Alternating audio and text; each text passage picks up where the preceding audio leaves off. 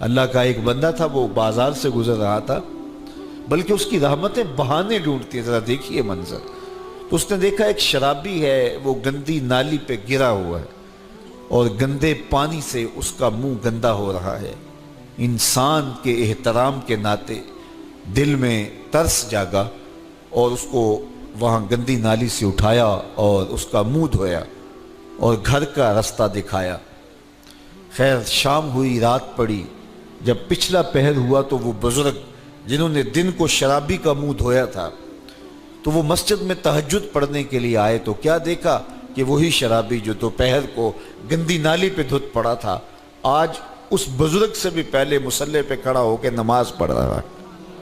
تو بڑی حیرت ہوئی کہ یہ تو وہ دن والا شرابی ہے اور میں نے آج اس کا منہ دھویا تھا، نشے میں دھت پڑا تھا۔ تو حیرت کا اظہار کیا تو ہاتف سے آواز آئی، میرے بندے تو نے اس کا منہ دھو دیا تھا، میں نے اس کا دل دھو دیا ہے۔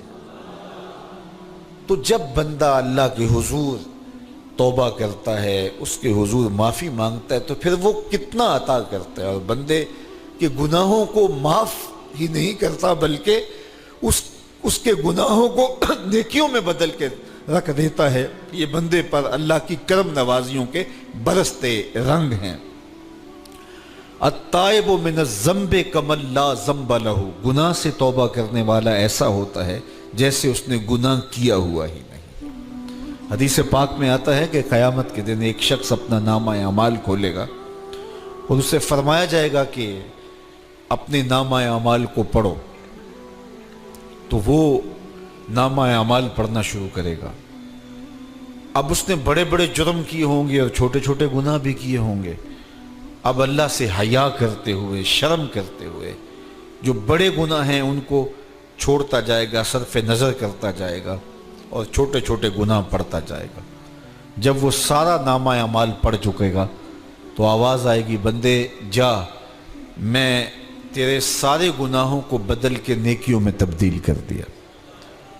تو وہ کہے گا، اے اللہ ابھی تو میرے بڑے بڑے گناہ رہتے تھے جو میں نے ابھی پڑھے ہی نہیں۔ تو جب یہ بات اللہ کے محبوب نے ارشاد فرمائی تو حضور اتنا مسکرائے کہ صحابہ کو حضور کی داڑھیں نظر آنے لگی۔ پہلے وہ کہہ رہا ہے کہ چھوٹے چھوٹے گناہ پڑھتے اور بڑے چھوڑتا چلا جاتا ہے، اور جب یہ اسے پتا چلا کہ ان گناہوں کو بدل کے نیکیوں میں تبدیل کر دیا جائے گا تو وہ کہتا ہے ابھی تو بڑے بڑے گناہ میرے رہتے تھے۔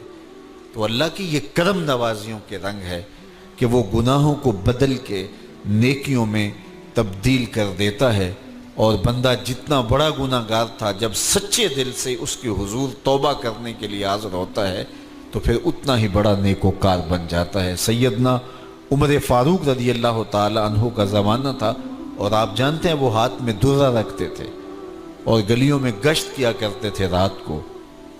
دن کو بھی آپ دیکھتے تو ایک شرابی تھا جو ہاتھ میں شراب کی بوتل لیے آ رہا تھا۔ اچانک گلی کا موڑ کاٹا تو آگے حضرت عمر آ رہے تھے، ایک دم ڈر گیا اور دل ہی دل میں کہا، اے اللہ حضرت عمر کے قہر سے بچا لے، ساری زندگی شراب نہیں پیوں گا۔ سچی توبہ کر دی اور جلدی سے وہ شراب کی بوتل بغل میں دبا لی۔ اتنے میں حضرت عمر بھی سر پہ پہنچ گئے اور کڑک کے کہا، گرج کے کہا کہ یہ تیرے پاس کیا ہے؟ تو تھی تو شراب۔ اب ڈرتے ہوئے اس نے کہا، حضور یہ سرکہ ہے۔ تو حضرت عمر فرمایا، نکالو۔ اب وہ تھر تھر کانپ رہے اور بغل سے وہ شراب کی بوتل نکالی۔ جب نکالا تو وہ شراب نہیں تھی، سرکہ بن چکا تھا۔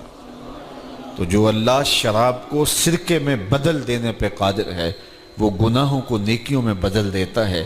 تو یہ ایک صورت دکھائی کہ دیکھو یہ شراب کو سرکے میں تبدیل کر دیا، تمہارے گناہ بھی نیکیوں میں تبدیل کر دیں گے۔ تم آؤ تو صحیح اس کی چوکھٹ پہ، تم ہاتھ تو پھیلاؤ۔ حضرت داتا گنج بخش علی حجویری علیہ رحمہ کشف المعجوب کے اندر لکھتے ہیں کہ جو فرمایا گیا کہ جس نے توبہ کی اللہ نے اس کی مغفرت کر دی، تو ایک بزرگ کا قول نقل کیا کہ جس کو اللہ نے بخشنا تھا اللہ نے اس کو توبہ کی توفیق دے دی۔ اس کو بلایا ہی اسے ہے جس نے مغفرت کرنی تھی۔ تو توبہ کی توفیق کا نصیب ہو جانا یہ اللہ کی خاص رحمتیں ہیں، اور توبہ کرنے والا اللہ کی خاص رحمتیں پاتا ہے۔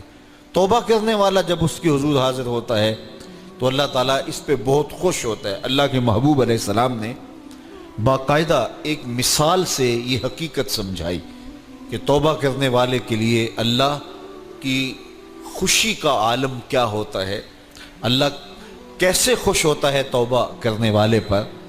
تو حضور نے ارشاد فرمایا ایک بندہ لمبا سفر کر کے اور صحرا کے اندر ایک لمبے سفر پہ تھا، تو راستے کے اندر اس نے چند لمحوں کے لیے سستانے کے لیے، دوپہر کاٹنے کے لیے ایک درخت کے ساتھ اپنا جانور باندھا اور خود سو گیا۔ اس کا خیال تھا چند لمحوں کے لیے آنکھوں کی نیند نکالوں گا اور آگے بڑھ جاؤں گا، اس لیے اس نے سامان بھی، سواری اونٹ کے اوپر جو لدا ہوا سامان تھا، اس میں کھانا تھا، پینا تھا، دیگر ضروریات کی چیزیں تھیں، تو وہ بھی نہیں اتارا، کجاوے پر ہی پڑا رہا کہ چند لمحوں کے لیے میں نے کمر سیدھی کرنی اور آگے چلے جانا ہے۔ تو تھوڑی دیر کے بعد اس کی آنکھ کھلی تو کیا دیکھتا ہے کہ اونٹ ماں ساز و سامان کے غائب ہے۔ تو صحرا میں اونٹ کا گم جانا زندگی گم جانے کے مترادف ہے۔ تا حد نظر نہ کوئی آبادی، نہ کوئی انسانی وجود، تو پھر زندگی نہیں، موت کے منہ میں اپنے آپ کو دھکیل لینا ہے جنگل میں اگر آپ کے پاس کچھ باقی نہیں بچتا ہے۔ تو اس نے دیکھا کہ سواری غائب ہے، سواری غائب ہے تو اس کے اوپر جو سامان تھا وہ بھی غائب ہے، تو وہ دائیں بائیں بھاگا دوڑا اس خیال سے کہ میں جو ہے وہ اپنی سواری کو تلاش کر لوں، لیکن سواری نہیں مل پائی۔ تو پھر وہ دوبارہ آیا اور اسی جگہ بیٹھ گیا، اب موت کا انتظار کرنے لگا۔ چونکہ صحرا میں سواری گم گئی اور میلوں تک انسانی آبادی ہی نہیں ہے، تو وہیں پیاس سے ہلکان ہوا، بے چین ہوا، وہاں درخت کے ساتھ ٹیک لگا کے موت کا منتظر ہو کے بیٹھ جاتا ہے، اور یوں بیٹھے بیٹھے اس کی آنکھ لگ جاتی ہے۔ اچانک اس کی آنکھ کھلتی ہے تو کیا دیکھتا ہے کہ اونٹ ماں ساز و سامان کے پاس کھڑا ہے۔ تو اونٹ کا ملنا زندگی مل جانا تھا، تو وہ اتنا خوش ہوا، اتنا خوش ہوا کہ خوشی سے اس کی زبان بل کھا گئی۔ وہ کیا کسی نے کہا نا کہ جب بھی تیری قربت کے امکان نظر آئے ہم اتنے خوش ہوئے کہ پریشان نظر آئے۔ تو کہنا تو یہ تھا کہ اے اللہ تو میرا رب اور میں تیرا بندہ، لیکن وہ خوشیوں کے ہجوم میں درک گیا اور کیا کہتا ہے، اللہم انت عبدی وانا ربک، اے اللہ تو میرا رب، تو میرا بندہ اور میں تیرا رب۔ تو اس قدر وہ خوشیوں میں درک گیا کہ اس کو اپنی زبان پہ قابو اور کنٹرول نہ رہا۔ کسی کے آنے سے ایسے ہوش اڑے ساقی کے، شراب سیخ پہ ڈالی اور بوتل میں کباب۔ تو کہتا ہے اللہم انت عبدی وانا ربک، تو میرا بندہ اور میں تیرا رب۔ تو یہ اس کی زبان قابو میں نہ رہی اور وہ بل کھا گیا، خوشیوں کا ہجوم ایسا ہوا۔ تو اللہ کے محبوب نے یہ مثال بیان کرنے کے بعد ارشاد کیا، مجھے بتاؤ اس بندے کو کتنی خوشی ہوئی کہ زبان پہ قابو نہیں، جذبات پہ کنٹرول نہیں، کہنا کچھ ہے بول کچھ رہا ہے۔ تو صحابہ نے عرض کی حضور بہت خوشی ہے۔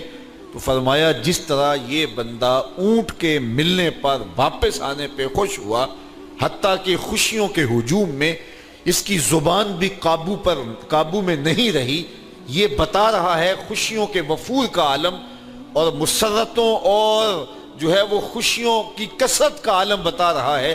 تو فرمایا یہ بڑا خوش ہوا جب کوئی بندہ پلٹ کے مالک کی دہلیز پہ آتا ہے، اللہ اس سے بھی زیادہ خوش ہوتا ہے کہ میرا بندہ میری چوکھٹ پہ آ گیا۔ تو پھر اللہ یہ نہیں دیکھتا کہ اس کے گناہ کتنے ہیں، سمندر کی جھاگ کے برابر بھی گناہ ہو تو معاف کر دیے جاتے ہیں، اس لیے کہ میرا بندہ پلٹ کے میری چوکھٹ پہ آیا ہے۔ تو توبہ اللہ کو محبوب ہے، اللہ کو مطلوب ہے، اللہ کو چاہیے کہ بندہ اس کے حضور آئے اور پھر اللہ جل شانہ اس کی مغفرت و بخشش فرما دیتا ہے۔ یہ موسم نور کے موسم ہے، عام دنوں میں بھی توبہ کرو، دن میں کرو یا رات کو کرو، کسی بھی مقام پہ توبہ کرو، اللہ معاف کر دینے والا ہے۔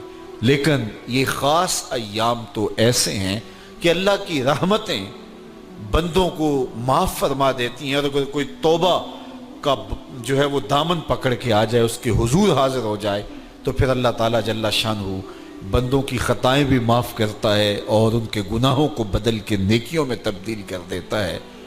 خوش نصیب ہیں وہ لوگ جو ان بابرکت ایام میں اپنی بخشش کا سامان کر لیتے ہیں، اور ان سے بڑا بدبخت بھی کوئی نہیں جو ان سہانے موسموں میں بھی پیاسے رہتے ہیں اور ان موسموں میں بھی ان کی بخشش و مغفرت نہیں ہو پاتی۔ رت سہانی ہو، موسم اچھا ہو، تو مجھے بتاؤ کہ جو اس موسم میں بھی اپنے آپ کو محروم رکھے تو اس سے بڑی بد نصیبی کیا ہوگی۔ اللہ کے محبوب علیہ السلام نے منبر کی تینوں سیڑھیوں پہ قدم رکھتے ہوئے آمین آمین پکارا، تو حضور علیہ السلام سے عرض کیا گیا یا رسول اللہ صلی اللہ علیہ وسلم، ہر سیڑھی پہ قدم رکھتے ہوئے آپ نے آمین کہا، تو آپ نے کس بات پہ آمین کہا؟ فرمایا جبریل امین حاضر خدمت ہوئے اور انہوں نے کہا اس شخص کی ناک خاک آلود ہو جو ماہ صیام رمضان المبارک کو پائے اور اپنی بخشش نہ کروا سکے۔ تو میں نے اس پہ آمین کہا کہ اتنا مقدس مہینہ نصیب ہو، اتنا سہانا موسم آئے اور وہ پھر جہاں کھڑا تھا وہی کا وہی کھڑا رہے۔ میں اور آپ اپنا محاسبہ کر سکتے ہیں۔ موسم رحمت اور فصل نور رمضان المبارک اپنا آدھا سفر طے کر چکا ہے، یہ مبارک مہینہ آدھا سفر اس کا بھی باقی ہے۔ تو میں اور آپ ذرا اپنے آپ کو اپنے ضمیر کی عدالت میں کھڑا کر کے اپنے آپ کو دیکھ کر کے دیکھیں، سوچیں کہ ہم نے ان 15 دنوں کے اندر کتنا سفر طے کیا۔ 29-30 شعبان کو ہم جہاں کھڑے تھے، کیا ہم آج بھی وہیں کھڑے ہیں یا ہمارا کچھ سفر بہتری کا ہوا ہے؟ اور اگر ہم وہیں کے وہیں کھڑے ہیں تو پھر ابھی وقت ہے، ہم بقیہ 15 دنوں میں اللہ کی رضا جوئی کے لیے کوشاں ہو جائیں، ورنہ کتنی بڑی وعید ہے۔ جبریل دعا کر رہے ہیں اور اس پہ حضور آمین کہہ کے مہر لگا رہے ہیں، اس شخص کی ناک خاک آلود ہو جو ماہ صیام کو پائے اور اپنی بخشش نہ کروا سکے۔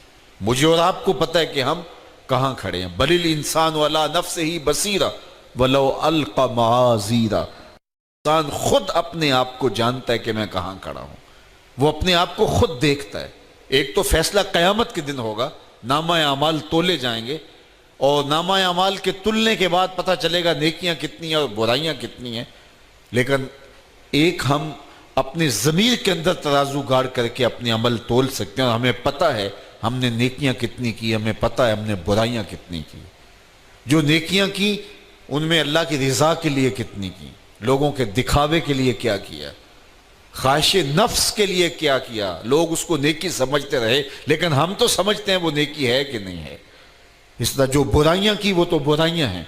تو میں اور آپ اپنے ضمیر کی عدالت میں ترازو گاڑ لیں اور اپنے اعمال کو ابھی تول لیں۔ فرمایا گیا حاسبو قبل ان تحاسبو، قبل اس سے کہ تمہارا حساب کیا جائے تم اپنا حساب پہلے ہی کر لو۔ تو اپنے اندر کی ستھرائی، اپنے اندر کی پاکیزگی